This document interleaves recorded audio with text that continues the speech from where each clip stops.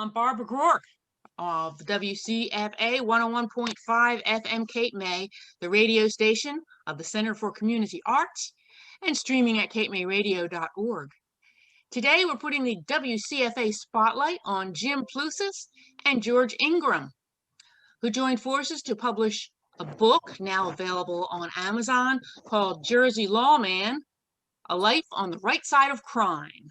All proceeds from the sale of this book go to the U.S. Marshals Survivors Benefit Fund, which pays for the funerals and helps the families of slain U.S. Marshals. Jim Plousis has stories in this book ranging from his career of 40 years serving at the local level as an Ocean City police officer, at the county level as the Cape May County Sheriff, at the federal level as U.S. Marshal, as regional chief, and up to service with the state of New Jersey as chair of the parole board. And here on the cover of their book, they have all those badges that go with all those, as you can see. And along the way, you've brought several reforms to whatever systems you were working in, which now seem like common sense, but were then apparently new ideas or old ideas finally put into practice. But first, let's talk with George Ingram. George has been a journalist with the Atlantic City Press and the Philadelphia Inquirer, among professorship and so on. At Temple, George, tell us how you and Jim met. Well, after my retirement from Temple, my wife and I moved to the south end of Ocean City. And it's a real neighborhood. People socialize, people look out for each other. And we would go to these meetings, and I'd see this guy and I said, "Who's that?" And somebody said, "Well, that's the marshal." And he would be telling all these great stories. And I got to know Jim, and it was amazing. You know, newspaper reporters like stories. Mm-hmm. So I said to him one day, "You got to put these into a book, Jim. They're great." And at first he was reluctant. And finally he said to me one day, "I'll do it, but on one condition. The proceeds have to go to the U.S. Marshal Survivors Benefit Fund." So I said, "You got a deal." And we would sit down once a week, go over, starting at the very beginning, his childhood and how it forged him all the way up into the parole board. And every week he would bring a bottle of wine and we'd sit down and drink that, and I'd take notes. And often people say, "Well, how long did it take you to write this book?" And I would say, "Well, maybe about 10 cases of wine." You know? But we finally got it published. Last year it won second place in the Public Service Writers Association for nonfiction, which we were quite proud of. And we're moving ahead, trying to get people to enjoy it and buy it. That's about all I have to contribute. I was the word mechanic. It's Jim's story, and it's, I think, a very impressive story of one man's career in law enforcement. And it is. Jim, I like your stories from your childhood working at your grandparents' diner. What brought you to law enforcement in the first place? That's a great question, Barbara. And let me just say one thing about George. George is a little too shy there. This is George's second book. He wrote another book, Fishing the Delaware Valley, which was published by Temple Press and still available on Amazon. It's a great book. I read the book. So, I mean, George is a very talented writer, and he's really a wordsmith. He's not a word mechanic. I mean, he really, when you read the stories, and I know you read most of the book, Barbara, you feel like you're there, and that yeah. Color commentary was because of George's due diligence. When we would come on every Tuesday night for the last 5 years, it took us to do the book. George would do his homework in between and say, we need more detail. We need more detail. So I think people will enjoy reading the book. George has done a good job of weaving history into the book as well. If you were wondering about the history of the sheriff or the history of the sheriff in Cape May County, it's in there.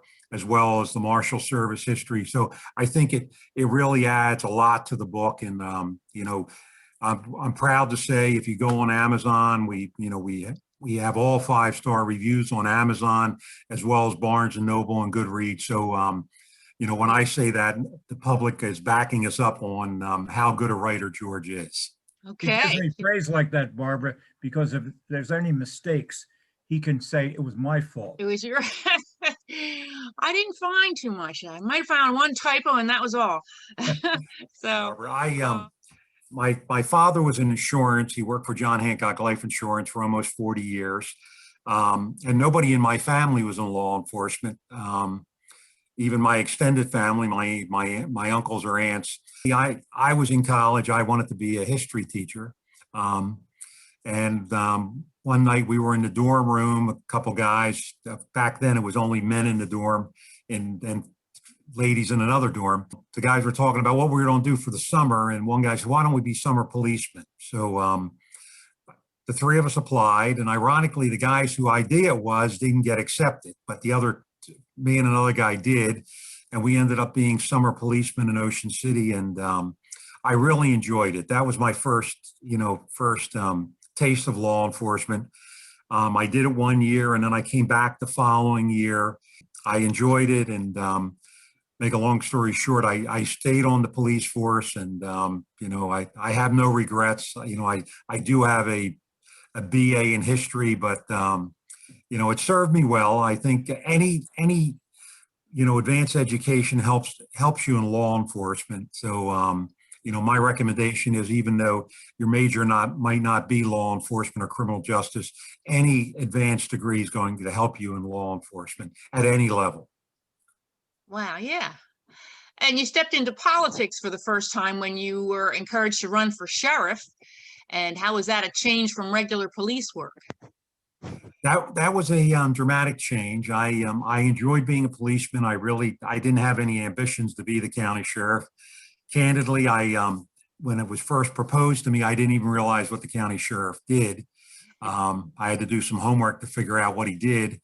Matter of fact, when I told my wife that I was thinking about running, her question was, well, what does the sheriff do? So that was one thing I promised myself, that if I did become the sheriff, that I would try to educate the public on the services that the sheriff's office provided for the county. And in my 17 years, I tried to make sure the public knew everything we were doing, good, bad, or indifferent.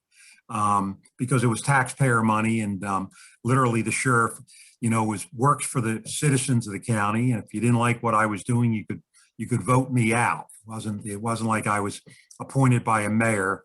I served at the will of the people, and I took that very serious. That, as I say, I wanted to make sure the public knew what the sheriff's office was doing and what we were spending the taxpayer money on. Yeah, and even as sheriff, you began meeting people high and low from across the country, even including presidents.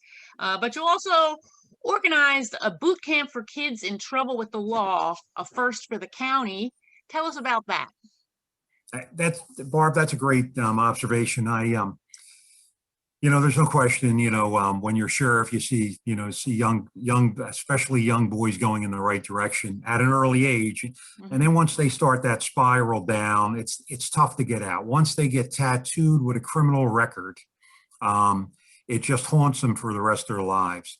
I wanted to do something different and that would have more impact. And we were able to partner with the Coast Guard in the summertime, because the Coast Guard wasn't running recruit classes in the summertime. So they had barracks and they had other facilities I could use. And my thought was that the positive atmosphere of the Coast Guard base, where other young men and women turn their life around, would be a positive for the young men and young women that we sent there. So we started the first year, we could only get the Coast Guard base for 11 days. And then we expanded it to 30 days.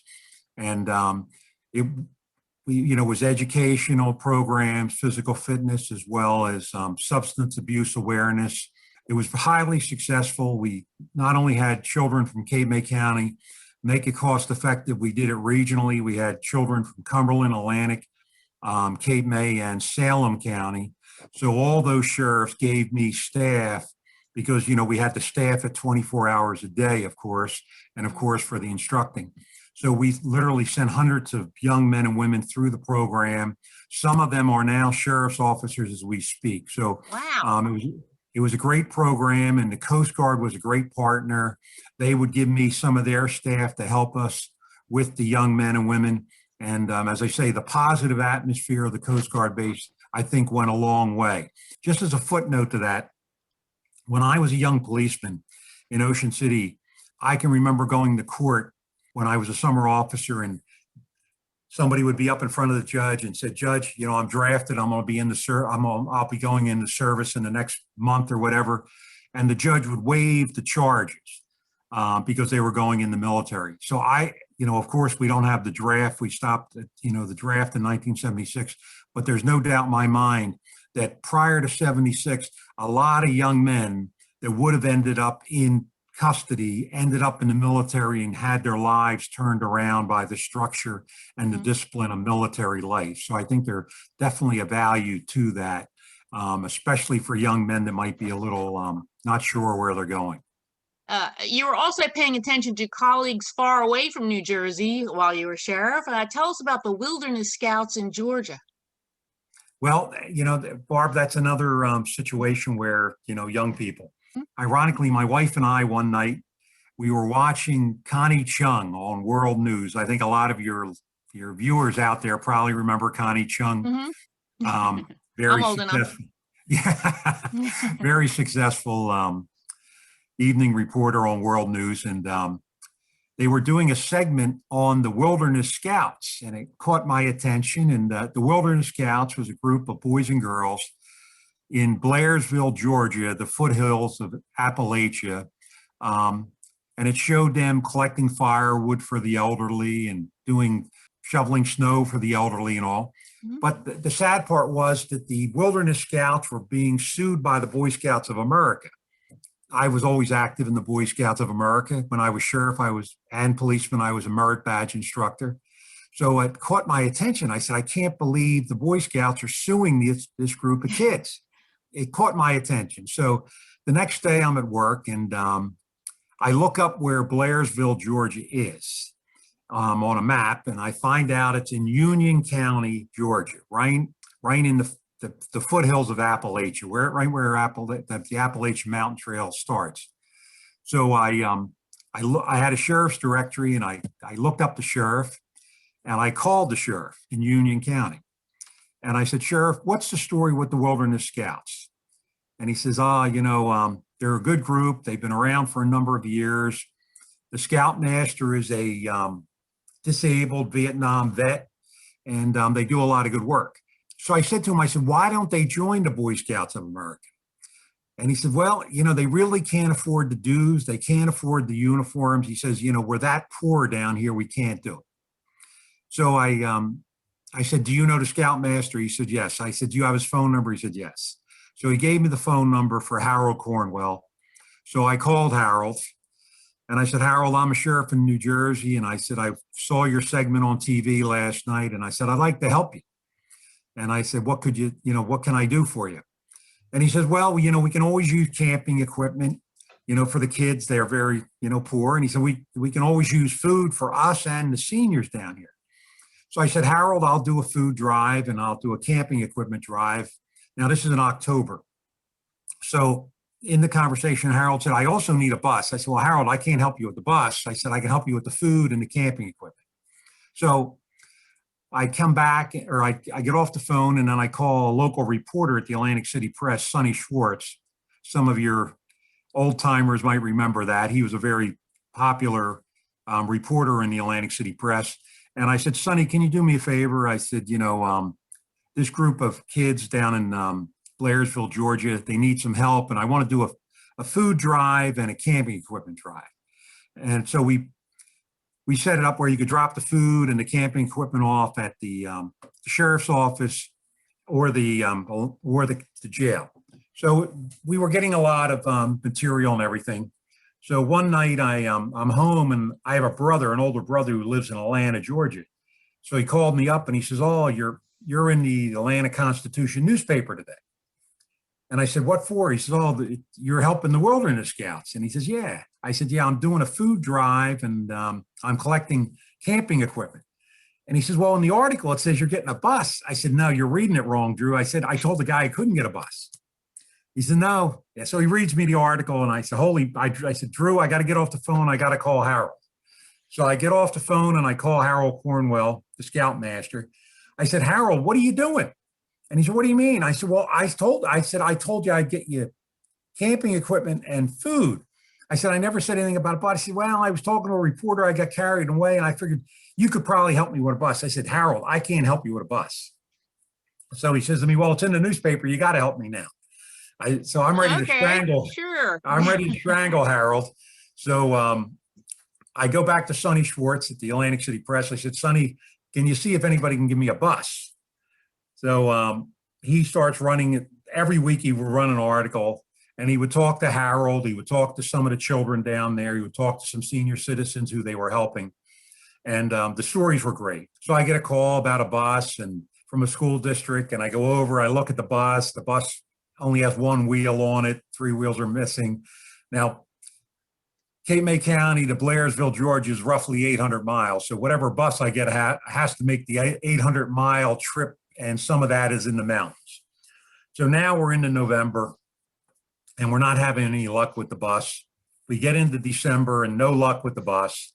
So now I have food and I have the camping equipment. So now I'm starting to set up how we're going to ship it down because I wanted to get everything there for Christmas. So now it's, to be exact, it's December 18th and I don't have a bus. So one night I'm at home and I get a phone call and I pick up the phone and the man on the phone says, "Are you the sheriff?" I said, "Yeah, I'm Sheriff Plousis." And he says, "Do you still need a bus?" I said, "Yes, I do need a bus." He said, "Well, I'm going to give you a bus." I said, "You're going to give me a bus?" He says, "Yes." And I said, "Who are you, sir?" He says, "I'm Donald Trump." And he says, "I'm going to give you one of my buses." And I said, "Okay." I said, "How do I get the bus?" He said, "Well, tomorrow you're going to call Steve Hyde, the president of my Trump properties in Atlantic City, and he'll set up on giving you the bus." I said, "Thank you, Mr. Trump." He gave me Mr. Hyde's phone number. So the next morning, early in the morning, I call. Now this is December 19th. So I want to get this moving because I got to get home. I have 2 young children. I have to be home for Christmas. So I called Mr. Hyde that morning and I said, "Mr. Hyde," I said, "Mr. Trump called me. Can I come over and look at the bus?" He says, "No problem." So I go over to Atlantic City and he takes me out to the Pleasantville where they kept their buses. He shows me the bus. It's a beautiful black bus, 48 passenger bus. And he says to me, he says, "Mr. Trump told you there were 2 caveats." I said, "No, he didn't tell me any of this." I said, "What are the 2 caveats?" He said, "Well, Mr. Trump wants a new stereo put in for the children." I said, "That's great." I said, "What's the other caveat?" He says, "You know the signs on the bus here?" I said, "Yes." He says, "Well, you can't take them off." I said, "That's fine. You can leave the signs on." They said It what? said Trump. It said Trump on the bus, on the front of the bus and on the side of the buses. And I said, "Fine." And I said, "Mr. Hyde, when can I have the bus? I have to load it up." And I said, "It's a 2-day drive to Georgia." And I said, "I got to be home for Christmas." He says, "Well, have it done tomorrow." And he says, "We're going to have a little ceremony at the Trump property where I'll give you the keys and the Oh, a title." little photo op. Okay. A little photo op, but ironically, Mr. Trump was in London, so he wasn't there. So the next morning, now it's the 20th, I go over and Mr. Hyde and the vice president at the time, Mark Edis, were there and we had a nice little ceremony. They gave me the keys and the title and they got good coverage out of it. So I was getting ready to leave. So Mr. Hyde said, "Look, me and Mr. Edis want to help you." And I said, "Guys, you've already done more than enough. You don't have to do any more." And they said, "It's Christmas time. We want to help you." He says, "It's going to cost you a lot of money to drive this bus to Georgia." So he gave me an envelope and I said, "Guys, thank you." So we leave and I get in the bus to take the bus down to Cape May County to load up the food and the camping equipment. And I look in the envelope and it was $500 in cash to help pay for the gas money. gas Okay. money. So we loaded up the stuff, and I had two volunteers go with me with a car behind us, and two of us took turns driving the bus. So we drove down. It took us roughly a day and a half to get down to Blairsville, Georgia.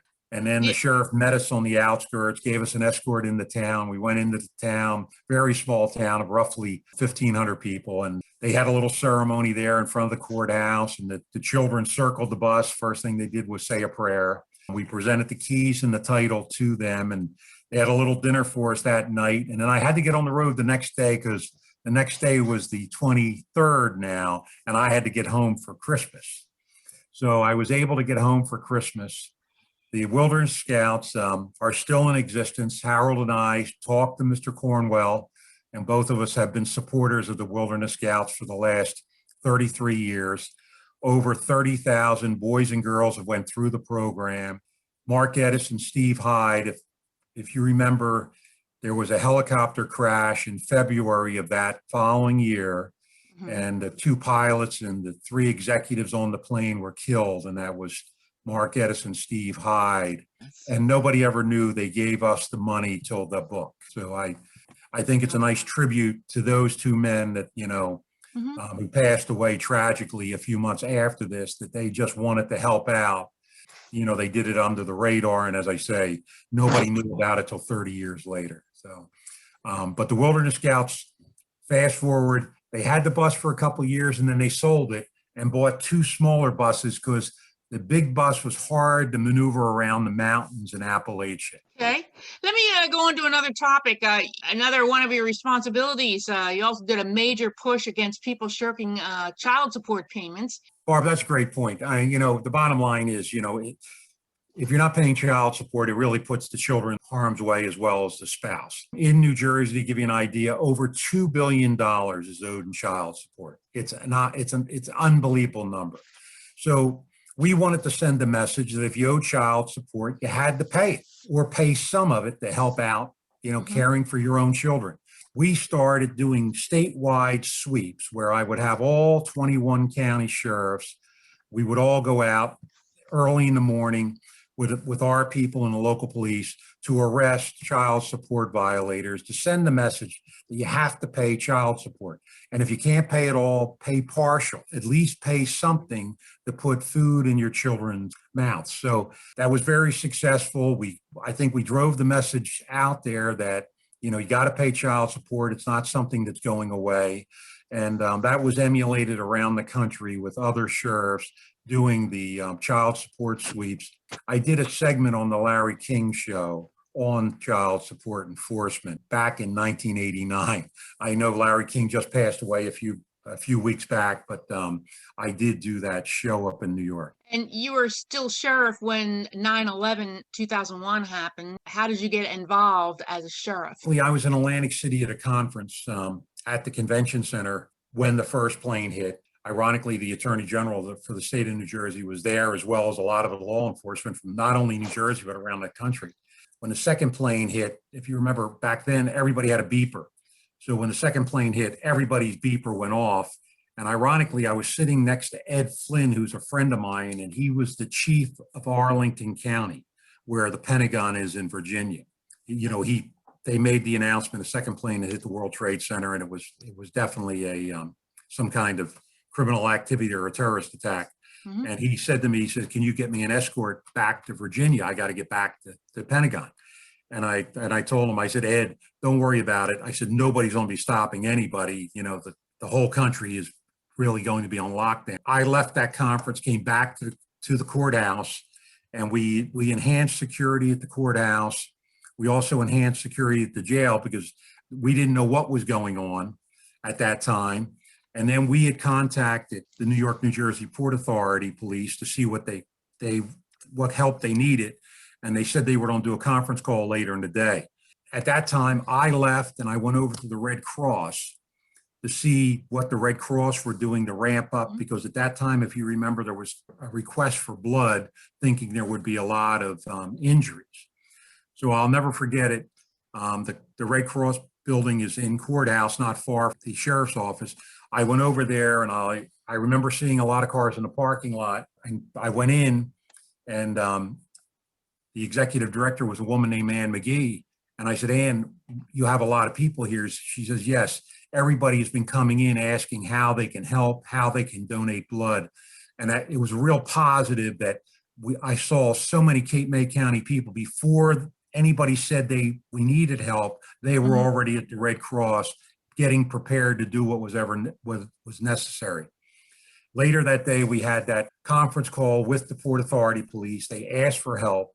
I coordinated with the other chiefs of police in Cape May County, and we've provided vans and some supplies, and we sent 22 officers up there later in the day to help out with the situation on the ground up there. So it was a tragic scenario all the way around. The head of the New York, New Jersey Port Authority Police at the time was Fred Marone. He was a retired lieutenant colonel from the New Jersey State Police, a friend of mine. And he was in Hoboken when it happened. That's where his office was. He went over, he went into the second tower and he was helping the evacuation when the building collapsed. They never found Fred. He passed away in that collapse. But ironically, a few years prior to that, Fred and I were in the Middle East together on an anti-terrorism mission to Israel, Lebanon, and Jordan. And ironically, we stayed in kibbutzes and on military bases, and he was my bunkmate for the trip, that 9-day trip to the Middle East. So it was just tragic. He was a great guy. There were 32 Port Authority police officers killed in the line of duty that day. It was a sad day all the way around for the country. And I think the positive out of it was that, we were really united as a country after that. I think everybody stepped up and at every level, citizen as well as law enforcement, to do what they had to. So what's a U.S. Marshal? That's a great question. We've had a U.S. Marshal since the Constitution. The Constitution of 1789 set up the Judicial Act, and that established our court system, and it established a U.S. Attorney and a U.S. Marshal in each federal district. Of course, in 1789, we only had 13 states and we had 13 federal districts. George Washington appointed the first U.S. Attorney and the first U.S. Marshal, and that tradition has continued all the way up to President Biden as we speak. So I was appointed by President George Bush, President Bush 43, to be the U.S. Marshal for the District of New Jersey.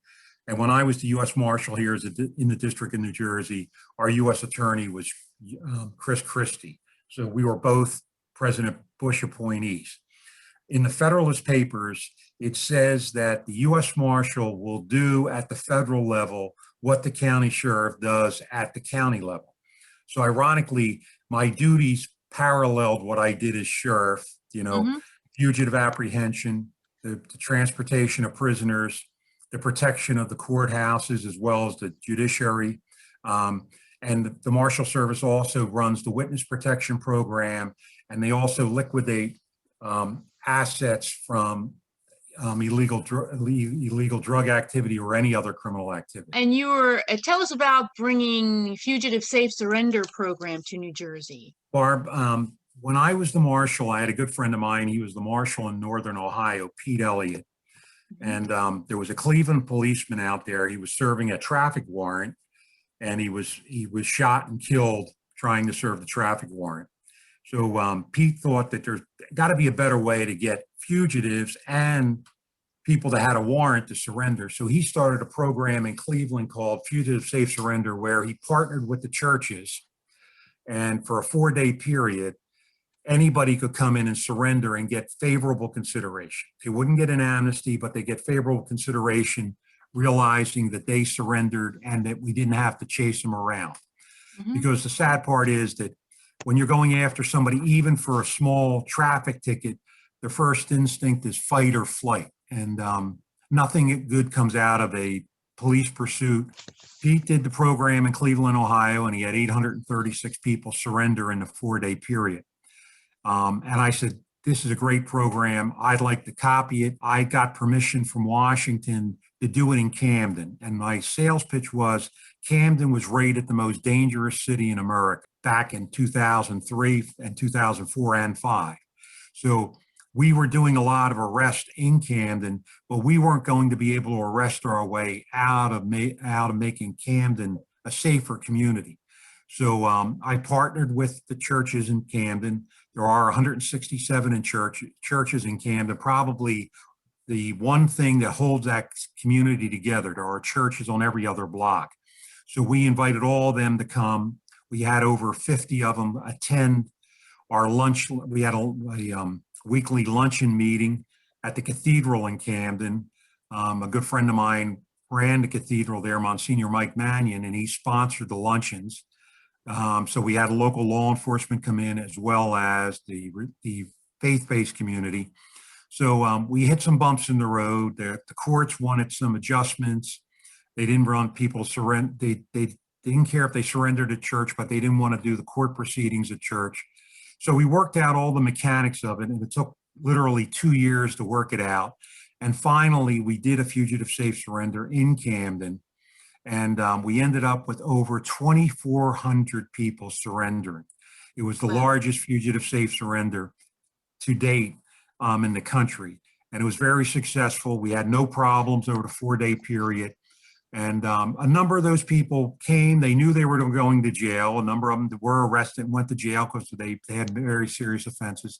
But many of the other people were able to get favorable consideration, pay their fine, and maybe get probation or community service. So it was a very successful program. And we did it 4 other times in New Jersey. We went from there, we did it in Newark the following year. We had over 4,000 people surrender in Newark. Then we went to Jersey City, then we went to Trenton, and then we went to Atlantic City.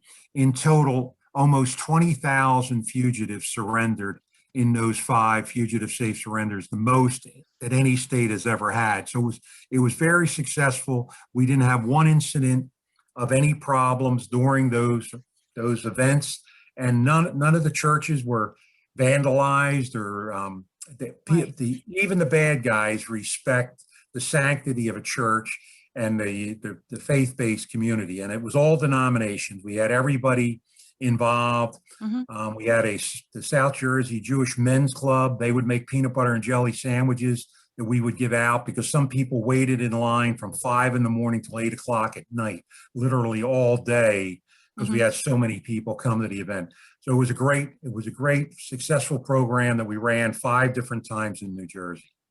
We're talking with Jim Plousis here. I pronounced his name wrong in the beginning, but now I've been corrected. George Ingram just stepped away for a second, but we're still talking to Jim. In your experience as sheriff and marshal, you became friends with Chris Christie. You mentioned him before, former governor of New Jersey. And he gave you a new job when he was elected chair of the parole board of the state of New Jersey. How was that a change from your marshal and sheriff's work? Well, it was a little bit of a change because as being sheriff and being the U.S. Marshal and being a local policeman, I would arrest people and we would put them in jail. And the parole board was more charged with trying to get people rehabilitated and get them back on the straight and narrow. So my experience in those other positions served me well, but it was a challenge. We had roughly 19,000 people on parole in New Jersey. I had roughly 500 officers that supervised those people on parole. We tried to do some innovative things there. For example, if you weren't working, I would make you volunteer for a charity and help build up your resume so you could get a job, and that worked out well. And we did some other job skills for the people to make sure that they could get a job and keep a job. And it was a challenge, but there's no ifs, ands, or buts. Supervising 19,000 people in the state of New Jersey was a challenge. I did that for 7 years under Governor Christie, and then when he prior to him leaving, he had asked me to take over as chairman of the Casino Control Commission And I've been doing that for the last 3 years. So we're coming to a close here as far as your book. You have a few pages at the end called A Few Words to End With, where you address some current issues in police work. How can we make sure, at least be more likely to recruit candidates for police work with the right attitude toward this public service work? Well, I think it begins with when, we're really hiring peace officers. When when you go into law enforcement, it's really not law enforcement. You're a peace officer. You're trying to keep peace and you're trying to serve the public. And I think that's what we have to look for in the future. We're looking for people that are guardians of the community, not warriors in the community. So I think that's the mindset that we have to try to change. And also, I think the more education, the better served we are at every level of law enforcement. And I think that trend's going to continue, where you don't have to have a 4-year degree to be at any level of law enforcement. Mm-hmm. So it just helped with the discipline and so on. Exactly, all the way around. All the way around. And do you have any words about the events of January 6th, 2021? It was sad. There's no question it was a sad day for America, and I'm disappointed in my brothers in law enforcement and sisters in law enforcement. The Capitol Police have been around a long time. It's a very large police force, 2,300 people, and I'm just surprised that they weren't better prepared for any situation. I mean, in law enforcement, we have to prepare for the worst and hope for the best.